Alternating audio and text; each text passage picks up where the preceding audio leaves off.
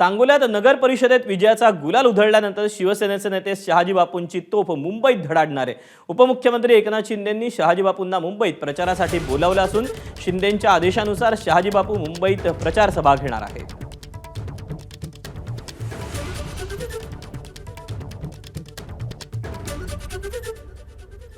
कारण मुंबई जाणार, मुंबई तुटणार हे भयग्रस्त वातावरण करून मतं मिळवायला चाललेलं त्यावर मी घणाघाती बोलणार आहे।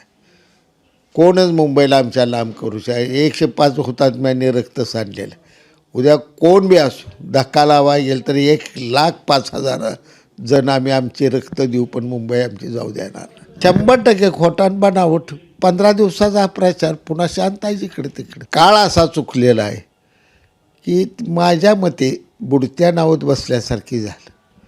त्यांनी स्वतंत्र अजून काय काळ काम केलं असतं तर त्यांचं नेतृत्व निश्चितपणानं मोठं झालं असतं।